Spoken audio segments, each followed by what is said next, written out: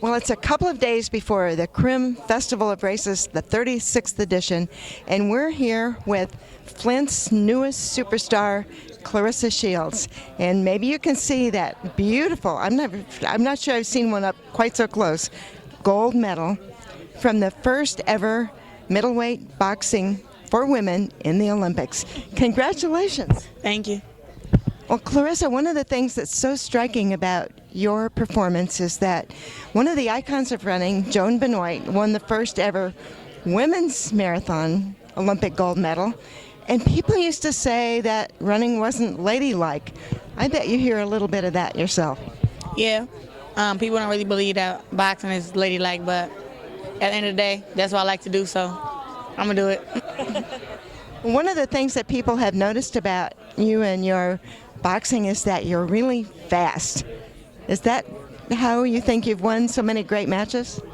No, it's not just speed, because somebody can be fast but not be strong.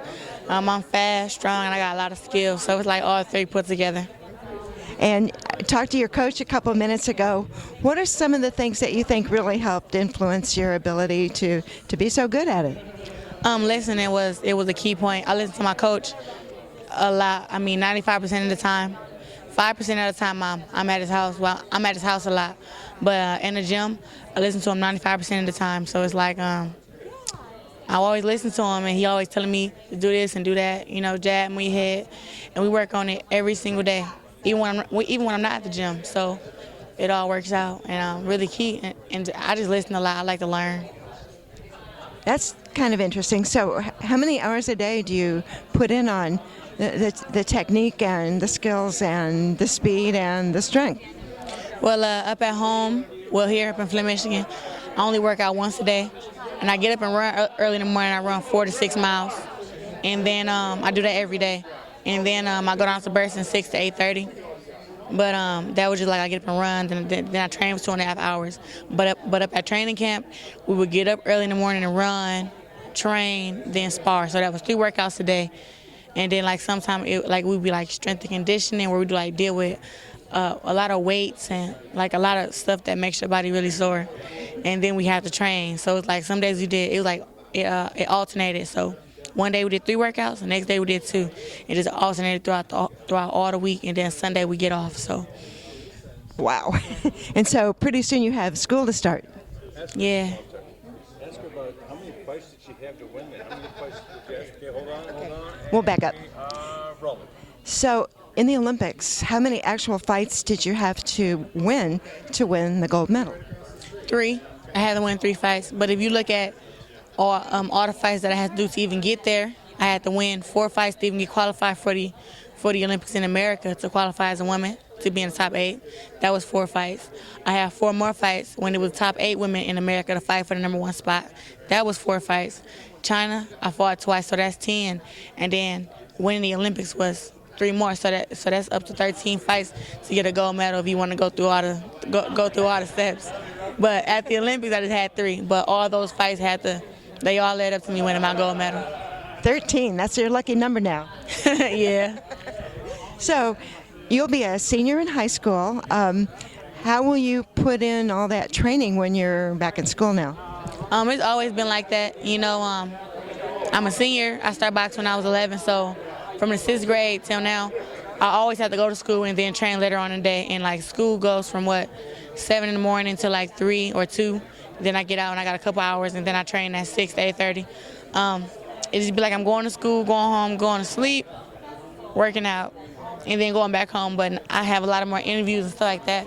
I'm trying to fit it in as best as I can. But other than that, I'm gonna balance it out though. I'm not gonna make it way stressful. It's gonna be all right. I have a feeling you're going to be all right no matter what you do. And I have one last question. What was it like meeting Vice President Joe Biden? Oh, it was awesome. I didn't know what's the thing when I met him. I was like, okay, this is the Vice President.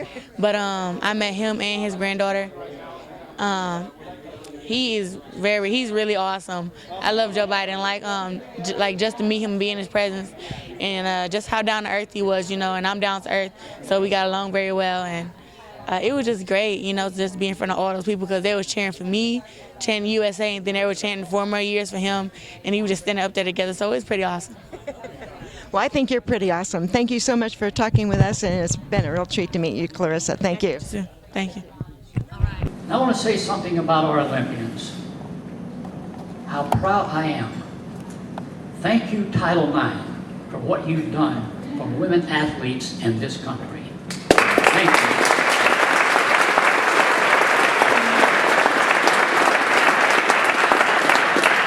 Thank you, women, for winning all those gold medals.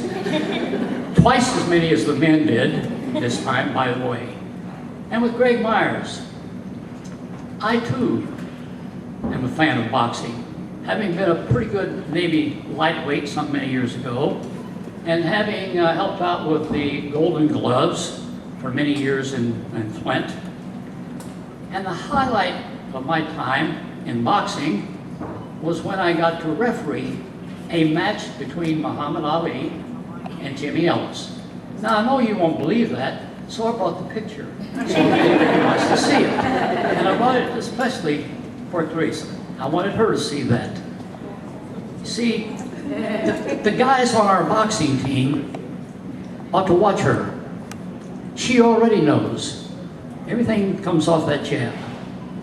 The hook, the cross, whatever, comes off that jab. They better watch you, Teresa, because if they watch you, they'll learn how to fight.